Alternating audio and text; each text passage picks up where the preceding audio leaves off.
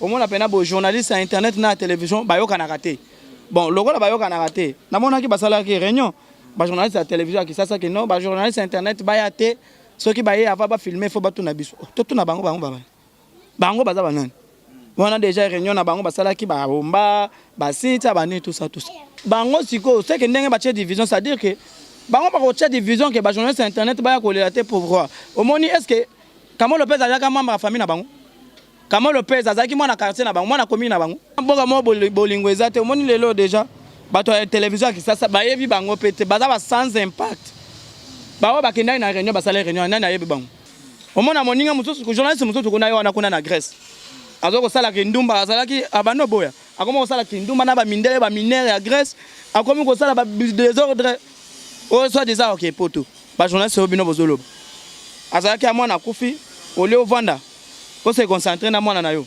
potiki mbala moko ke Grèce Molozo lobela Gloire Lengi toko taramba mon actualité parce que Gloire Lengi a déjà à Paris l'information na yo déjà à Paris tout le monde ba photo na ba musicien Fali pour pas na Paris si à Paris ou wa photo te yo monde ba photo ah papa après buzz na ye ya ke poto wana Paris wana seki ya Kimbanseke ou bien Paris moko bo ya Kingasani totalité internet azana Grèce azoko sala kindumba azobulisa akomoteka kutu akomoteka nya. Merci à tous les chers abonnés de la personnalité TV de Mama Doris Lema. Un grand merci à l'équipe technique qui m'accompagne toujours, mes titis que je vois là derrière la caméra. Et pourquoi pas à celui qu'on appelle Joe Lily Attal en charge et annonce de prix London. J'oublie pas aussi ma grande sœur chérie, Mama Arlette Matoko. Votre émission chez vous, Bobby Keza émission Zoko Edifibno Mikolo, donc Peggy Titan, Botala Rangape Awa, na personnalité TV parce que vous demandez à Bozo Mituna, Petit temps place de Roy donc on a personnalité p pour émission Nabino chez nous aujourd'hui nengi boyebi actualités à boucler par rapport à ma actualité. Comment ça se passe surtout la presse en ligne? Je dis d'abord n'a présenté mes condoléances nanga na famille il y a dadi di Kambala n'a pesi mes condoléances nanga donc je présente mes condoléances et je présente aussi mes condoléances na famille à presse mobima presse locale presse en ligne Evelyne Kamou Lopez qui nous a quitté la semaine passée. Je dis aussi un grand merci Nabato Toubazola Napegui Titan, un grand merci à ma sœur chérie aussi depuis Paris, Mélanie Kalanga et pourquoi pas la perle noire. Je dis aussi un grand merci à elle aussi qui me suit en scénette moment depuis Paris. Donc aujourd'hui, Nena FC Bino Kaka, Peggy Titan, votre émission chez nous, et ça émission Moko Auto Lobela Ming par rapport à l'actualité, Maramo Zolekana, Bisoto Ngaming, tout ça la banalise. Mais aujourd'hui, je ne serai pas seul dans le plateau Nanga.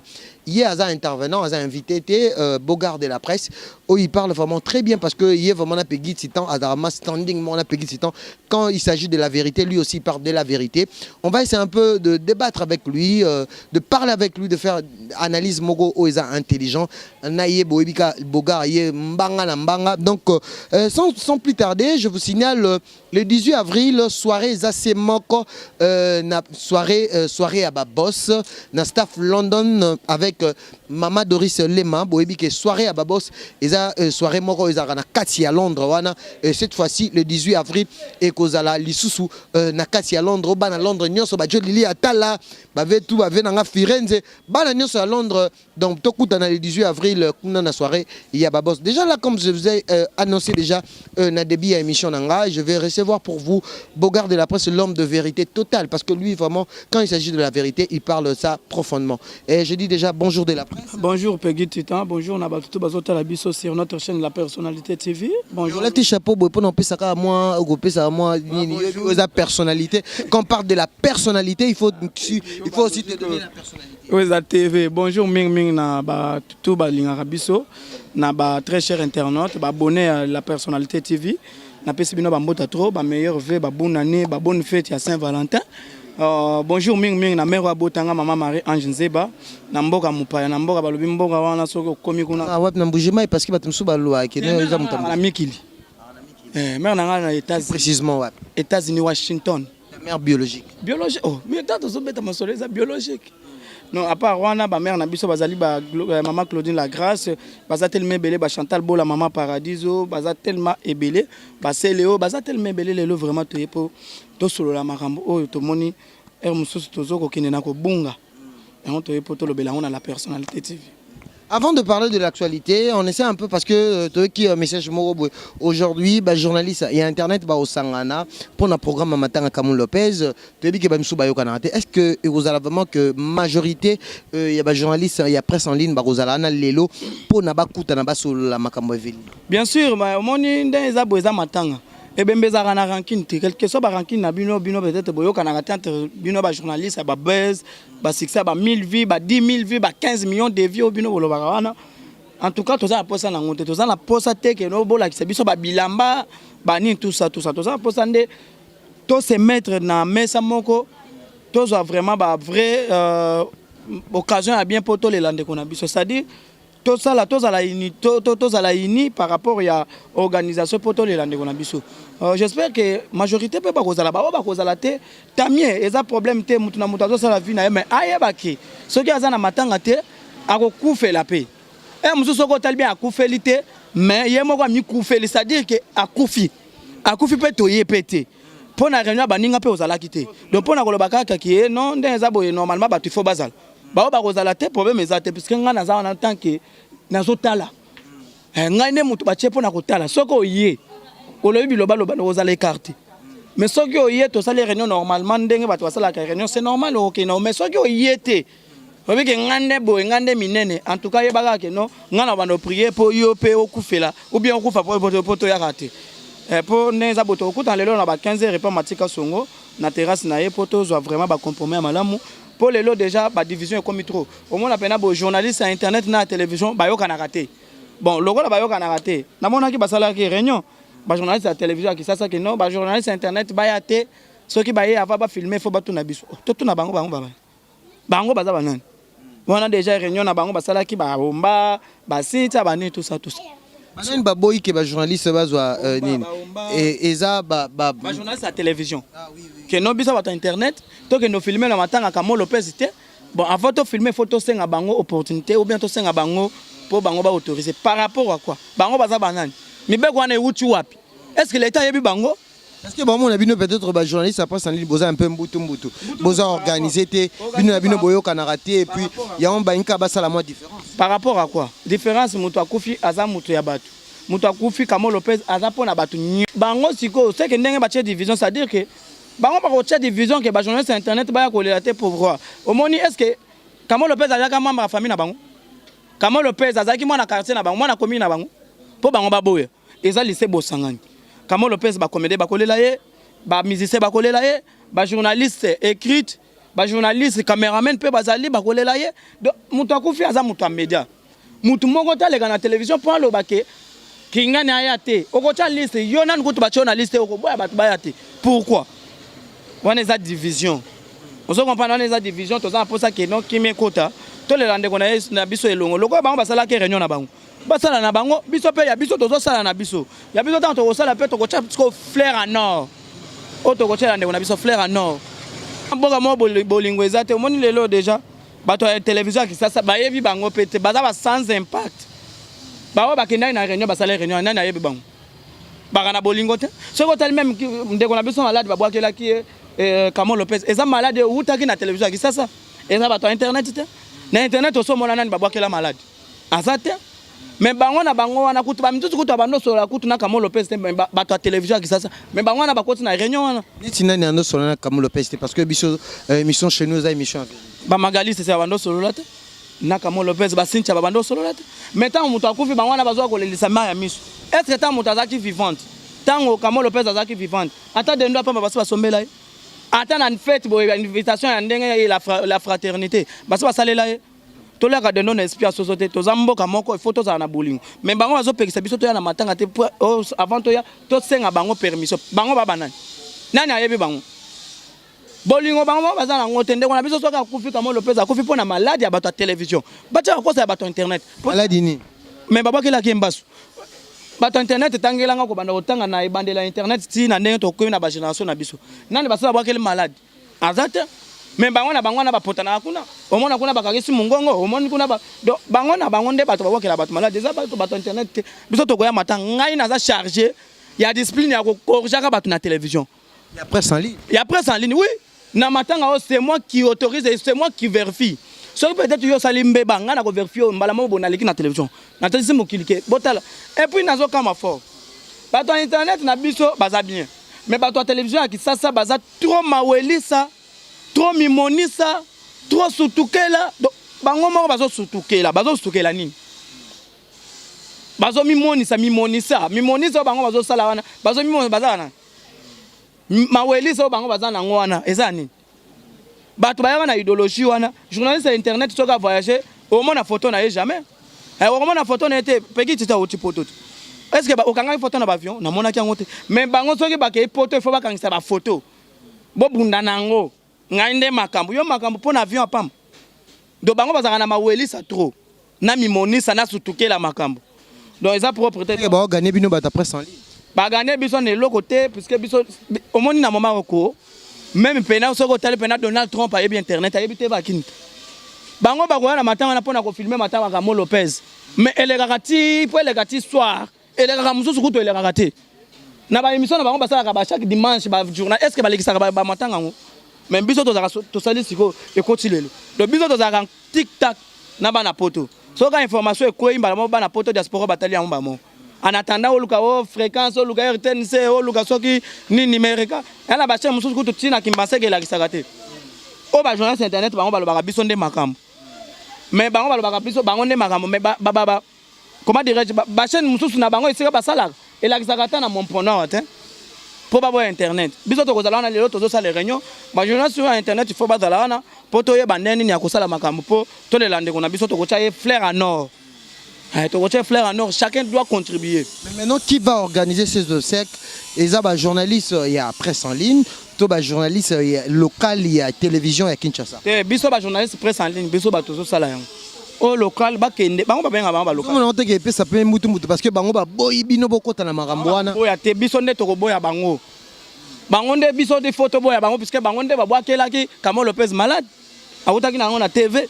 Les internet c'était biso na follow to boya to boya bango batika koya ko lela na ndenge mo bazolela soki ndenge ba mona bango ba danger bango nde ba yebiliwa mwana bato pona nini motema mabe ba journaliste belé au mona ka télévision ki sasa bazaka ba engager te belé au mona ba chroniqueurs à TV akini aba temporaire baza bato batamo makolo ba piéton au mona mususu nakuta na jo mobo journaliste soki CBS soki ne azokene makolo o nini o te nazoki mama mbangu pona mwa ba graisse tout ça lokota makolo piéton ozokende ozangi mo akar siko bayokela mwana bato azaki na mutuka na ye bayokele zuwa yango ne babwakele malade eza bato bakoza te internet tout ça bato batika ba blog wana ya propriété biso tozana pona kolela ndeko na biso Kamo Lopez et puis tant que mon bandal tant que bana bandal pe baza ba journaliste bandal bazali to kolela ye et d'ailleurs kutu to kolika ndeto ye ba poto cha ye place so to kocha na stade de Martyr poto lela ye na stade de Martyr ou bien na Sanef il faut bosser na ministère à culture to biso ba yebi biso yo ka Sanef biso to ba journaliste ba sango biso ba yebi biso ba to kolela ye stade de Martyr ou bien à Sanef ou bien na bandal mais ngana ta ka photo lela ye na mabele. Vraiment moins bien. Merci beaucoup de Bogard de la presse. Ah, les émissions en vérité. Toujours continuer. Il y a d'autres personnes, Barimeur Réseau, les Kanababi, que Kamo Lopez était rancunière. Adaye Fimo Adakina rancuna Batoupe, Adaye Fimo Baneko Mimona. Elle est là, ma maladie Nengo Lobi, ma maladie Ambassou. Est-ce que, selon moi, Nengo Yo Yebi, Kamo Lopez a sali combien de temps na maladie Ambassou?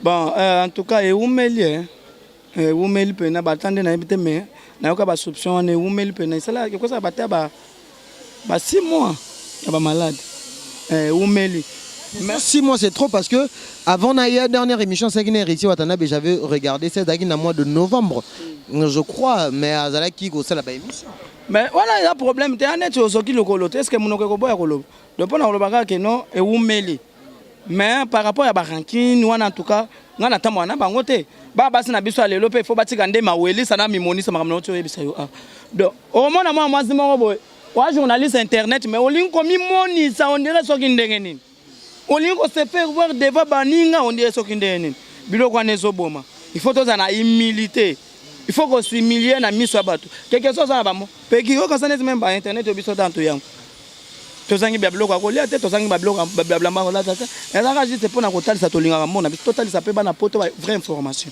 mais en réalité botokoti ka pe au moins peut tozo vivre ka mais ba o bato nzala bayaka ba yende po ba mona bango nde au top Au moins na moninga mususu journaliste mususu kuna yo wana na Grèce. Azoko sala kindumba azalaki abano boya. Akoma ko sala kindumba na ba mindele ba minere ya Grèce. Akomi ko sala ba désordre. O soit des OK poto. Ba journaliste obino bozolo. Azalaki amwana kufi ole ovanda. Ko se concentrer na mwana na yo. Otiki mbala moko ke Grèce. Ngana ke na poto ndamu te. Mais lelo yo komo ke neskom poto o yo kaka pena muku na lobaka mputu komo ke na mputu moko boye. Osoke na mputu nzela moko na bambisi. OK Karine mokonza ke na poto na nzela moko na batu.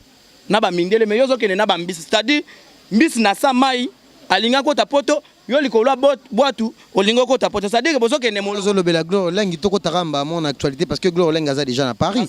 Na information na yo. Te na déjà na Paris to moni ba photo na ba musicien Fali pour na Paris.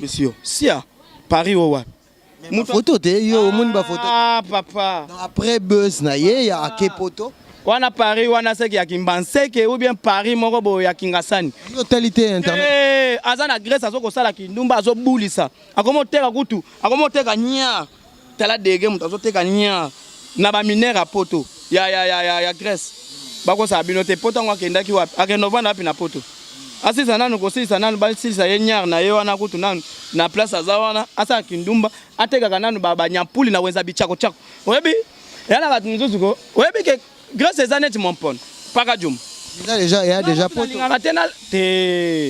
Ngako tunazaka na posa tena na bandoto na ngana lota net na zolota na zana mboka Grèce. Mais mutazo féliciter déjà Fali pour pas dire. Vient na biso Fali akokota na babuzo ba wana ti. Wana eza ba trafic d'influence. Du cap azo organiser nini pour na concert le 28 février bet. Ake nokota babuzo mo journaliste mo botinat. Ti Fali azakunat. Wana bakosa bande bino. Fali en attend. Fallait attendre te petit temps. Fallait se organiser nene beta concert le 28, nene ba combattre ba linga beta te me robeta na iga. Et ça là moi j'ai. Donc pendant le bagarre que non, bateau batikali ba jeune fille ya internet, il faut ba mikitisaka. Et ana eloko asika ba kosala te o izalati. Et ana eloko malonga ba kosala te o basalati. Ba biloko tu basala wana. Eza kindumba mo ya butu. Ba journaliste kutu ya basi, ya internet balala asu na banda kote. Ba komika na ba boire banganda ba nini ba komo benga ba fille encore. Comment on a la lion de la presse, yo comme lion. C'est que liara abatu na butu. Parce que moto a bengi lion, yo koza moto ozu comme nyamata. Lion de la presse, moto ko na o soirée, yo comme beta bal. Ba biso ke soirée da na makamba chronique, donc babilo mo andenge on. Parce que on eza se faire voir. Biso toza posa ke no moto na moto azonga azala na nzela na. Et ça la maman manger. Biso tozo zela ka to le lande ko na biso ba journaliste wana batika na bango na ba TV na bango ya kisasa. O la kisaka loso banda mubuto atika otileli.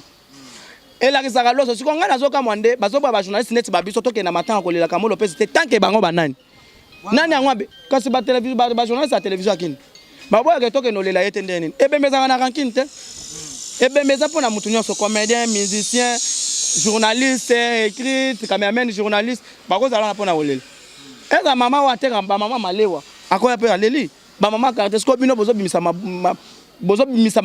ba solo na bino na ba minoko na bino o ekutu lelo kutu mususu boso ko liaka ba dendo moko boye kalinga mana milinga pona ko lobake ba journaliste internet ba yati tozo zela siko ngana zotali ya ba ngoli ko lo liso ako déconner ngana ko déconner puisque mususu tokotika kaka te buzoba ezalaka toujours buzoba il faut to bon ça buzoba comme vraiment makambo bien ça la moi ja. Merci beaucoup to boka moi clin d'œil na culture parce que bino bata internet na moni bozo kipe makambo te makambo sokoda notre président Verkis Kiamangana et Nyo Kalongo bazo wele la bokonzi Verkis Kiamangana alekana ki na variété Caribou variété a lobby ke atira ki intérêt mais pas Nyo Kalongo mais Nyo Kalongo c'est comme si a dédoublé a sali commission mususu na papa na biso Masumu de Brende tomoni na vena biso na bossa na communication communeko eko ya awa e oyangai mais lombe vie lombe.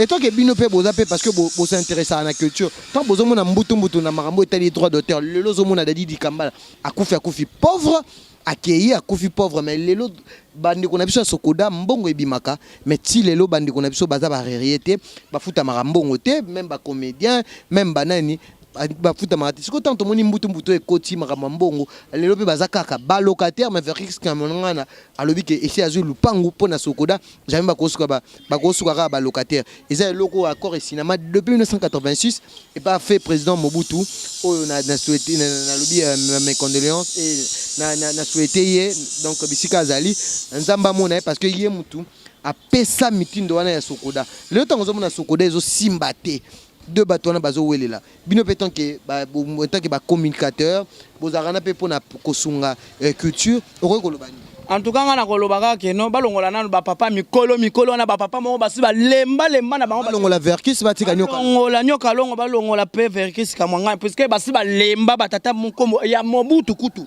ko Blaise Bula kutu so azongi lisusu balongola ye pe mbala moko ça dit baluka ba jeune moko boye bazana mito yeso sala nanu parce que soko tali nyoka longo si lelo aza tata mukolo moko boye ya Mobutu Verkis Kamongana tata mukolo moko boye ya Mobutu soko tali batutu wana tu balonga batikala ba jeune baza ebele bachenga wana et ça vraiment moi j'ai sokoda donc compétence aux compétence par rapport quoi parce que bango to baza ba miyibi il faut yeba compétence par rapport à nini parce que bango to baza ba miyibi o eza championnat RDC ezaka na posa compétition te o compétence la compétence to ngindeni nti papa soki bachenga mbala moko na ko diriger masolo to za posa ba jeune ba yibaka te ba papa mikolo déjà bazotala déjà ba komi déjà na ba ménopause baza déjà na ba niveau moko boye bambula suka donc il faut ba yibaka donc balongola bango nyonso bacha ba jeune ko sala vraiment moi genre en tout cas ministre ya culture ata la côté wana moi mopanzi wana balongola ba papa nyonso wana bacha na ba jeune et ko sa bacha ata soki bacha héritier arama yele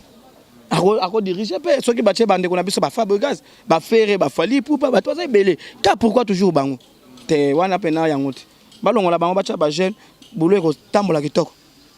Merci beaucoup le Bogar, je pense que Tokomo qui est déjà vers la fin. Parlons maintenant du concert du 28 février de Fally Ipupa. On s'est encore surpris ce matin, le combattant ne cesse pas. Il y a toujours Yakoloba qui non Fally Ipupa ne jouera pas le Bercy, à Robeta na Bercy à Arena 2020 à Robetate mais tout le monde va combattant on dit comme le quoi à deux camps batu misusu bazali ko assurer Fally Ipupa Robeta mais tout le monde ka ezaka entrer moko tout le bakelelo Bercy a Fally Ipupa ils risque to ils nango elo moko boyo pe bandeko parce que tout le monde peut Zakari Baba celui-là parler ça dans la conférence de presse naé à lobby que non batika distraction na batika Fally Ipupa abeta concert au monde neza boyo peki tout merci beaucoup une très belle question. Fally faut bête musique. Ba combattant en tout cas en fait ba combattant oh ya ba intello c'est pas comprendre idéologie. Ba la ça va distraction parce que c'est une distraction totale. Au lieu Fally azo sala musala na ye ya kozwa mbongo yo pe luka musala na yo ozwa kambongo. Fally azanet businessman. Azo sala boulot na ye siko ya bino ya Fally azani. Mais Fally aussi il a dit quelque chose abi que mbongo na recette na et qui na est mboka c'est une bonne idée. Fally asungaka déjà est bandakala. Fally asungaka est akendaka na ba beni kotika ba don tout ça ils sungite siko bango siko ba combattant bazote ma musique wana basi batinda boni awa parce que ba parents na bango bazana kisasa ba mzuzu bazocholaka na ba mai papa mama boke chaza azana ba rumbu kuna soki ba rumbu soki wapi est-ce que azo tana na kotina mama na bango 50 € ya pam do batika ba bozo ba Fally sera bel et bien na concert akobeta concert parce que ça fait 10 ans oh yo lelo congolais benaka sous na poto janine 10 ans ba mise ba beta raté ba voyage raté Fally a mis 37 musiciens na poto bana bato ba msusu kutu ti lelo batika ko mona mikilité mais Fally a mis bango 37 musiciens c'est pas donné à tout le monde ba bazaki ba chômeur Fally a mis bango poto kabu ya defa poto siko yebisanga mutu abon bozo tchelele bakal comment bango bana poto so basonga banana la kisanga fondation moi na poto yo yebi que non véritable combattant makasi fondation neza kisasa exact ba ya koteka ka bakara mbala moko bazongi pona ni biso to betaka bango ba Emelia banani baza kuna betaka musique kuna bateme bango to tene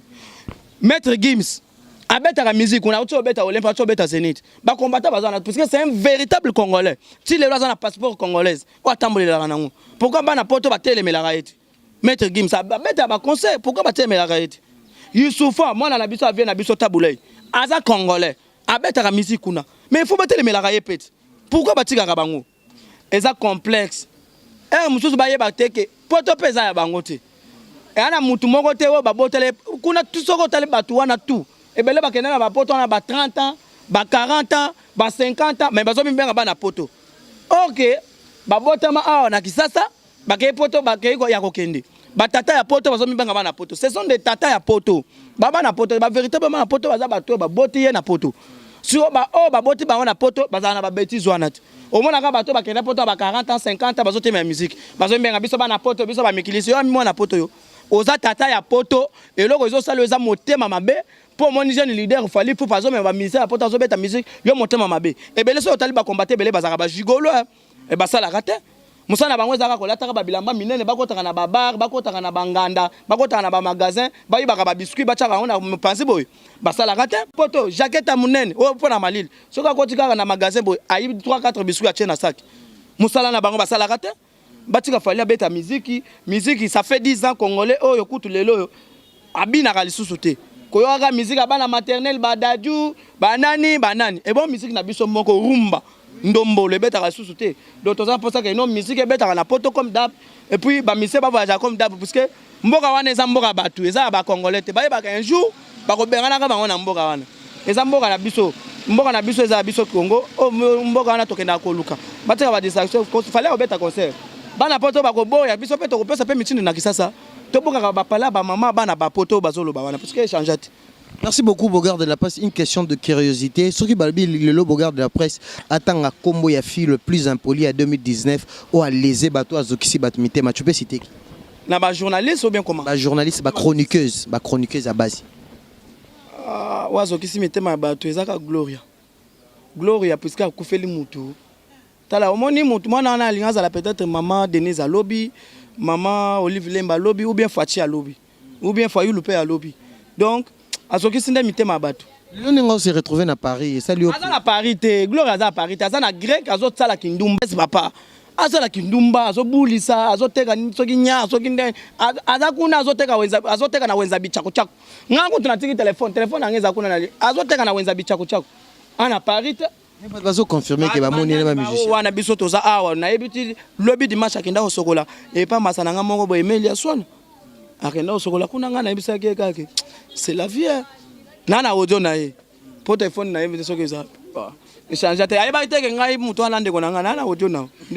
Merci beaucoup de la presse pour notre sou qui s'abat ba retenir nini pour na toujours la bob sec. Il y a Evelyne Camille Lopez boyo kanipe zate binoba na ba journaliste local ba journaliste na biso awa ya Kinshasa ou asala variété ba retenir d'abord nini ba retenir que obsèque ande na biso Evelyne Camille Lopez et ko sali ma belle et bien d'une façon un peu professionnelle mais na ko sala ba journaliste tout baya maman mami il est là ba tout baya ba musicien pe fo baya ba comédien pe fo baya pour et ça là vraiment moi genre donc et ça là bien concert a fallu ba tout ba que na concert bo so marada ba billet bo que na concert a fallu ça là vraiment moi bien Gloria azana la parité azana Grèce na côté parité azo bunda azo teka na nyar na ye pour azo mbongo akatisa voilà ba dédicace na bato tout balandi na personnalité TV.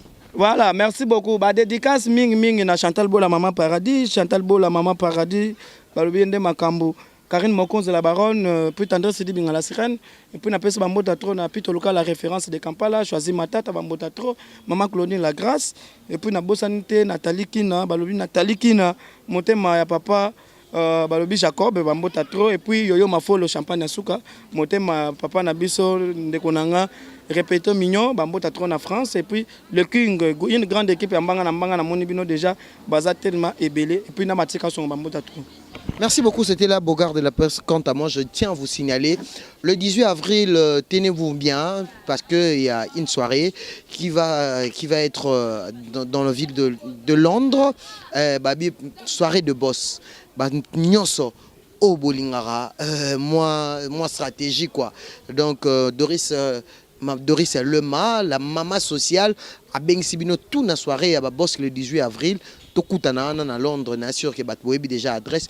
Bateau Union Sobodara à Londres, donc soirée wana, et ça soirée moko au Batbaza Gouzela à Londres le 18 avril. Quant à moi, je dis un grand merci à Joe Lili Atalancha et Annonce, et je dis un grand merci à Jean Chamaré de Moté, Maman Michamba, un grand merci à Maman Arlette Matoko, ma grande sœur chérie, et pourquoi pas à Doris Ekanga qui est la patronne de cette chaîne, la personnalité TV. Un grand merci aussi à l'équipe technique qui m'accompagne, Méti Tsima, qui est vraiment là derrière la caméra. pe na régie finale bato tout bolinga Peggy Titan boza ebele Guilain Temo na Suède boza vraiment ebele na bosanité la perle noire na Paris wana Junior Chaumba Laetitia Chaumba Alkalelo Béni à Miss et pourquoi pas Lissi Kizenga, dans Lissi Kizenga, fille de Kizenga, la famille Kizenga Mobimba, ma petite soeur chérie Fanny Mwadi et Poupa Moutana. On se retrouve à la prochaine toujours Awa, na chaîne Nabino, la personnalité TV, votre émission chez nous avec Peggy Titan, le parallèle. Un grand merci aussi à Karine Mokonzi, pourquoi pas ma maman autorité, tout maman Anna Mokonzi